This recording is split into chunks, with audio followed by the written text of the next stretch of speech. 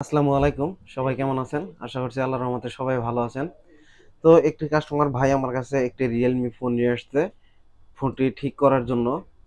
তো এই ফোনটি কি অবস্থা আপনাদেরকে আমি যদি দেখাই, তো দেখেন এই যে হচ্ছে ফোনটি। তো এই ফোনটির দেখেন ব্যাটারিটি কি অবস্থা। এই যে এখানে আমি আপনাদেরকে এক্সট্রা করে খুলে দেখাচ্ছি। এই যে দেখেন এখানে কিন্তু তার দিয়ে জাম্পার করে রেখেছে। আসলে এইভাবে করে এই ফোনটি স্বয়ংসম্পূর্ণভাবে চলবে কিনা আমি সেটা জানি না। ব্যাটারির অবস্থাটা হচ্ছে এরকম। এই যে দেখেন ঝুলানো। আর এখানে আমি মাদারবোর্ডের কন্ডিশনটা যদি হচ্ছে আমি আপনাদেরকে দেখাই, তাহলে বিষয়টা আরো সহজেই আপনারা কিন্তু বুঝতে পারবেন। তো দেখেন এই যে এই পাশে কিন্তু এই যে কাজ করা, এই যে হিউজ পরিমাণ। এই পাশেও দেখেন এই যে এখানে কিন্তু হচ্ছে এই বোর্ডগুলো কাজ করা।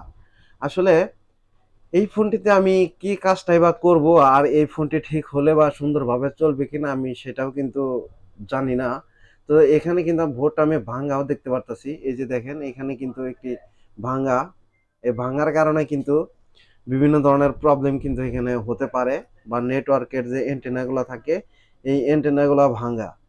তো আসলে দেখেন যে ভাই এই কাজটি করেছেন আসলে একদমই কিন্তু ঠিক কাজ করেননি আমার মনে হয়।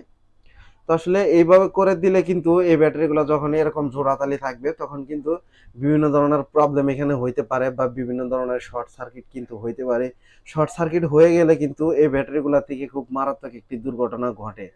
তো এই বিষয়টা হচ্ছে অনেক টেকনিশিয়ান ভাইরাই জানেন, আবার অনেক ভাইরাই কিন্তু জানেন না। আবার অনেকে জেনেও কিন্তু বিষয়গুলো অবহেলা করেন।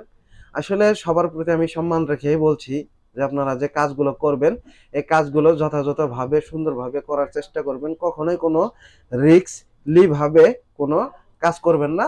তাতে কাস্টমারও ভালো থাকবে, আপনিও ভালো থাকবেন। তো আশা করি আমার কথাগুলো বুঝতে পারতেছেন। আসসালামু আলাইকুম। সবাই ভালো থাকবেন।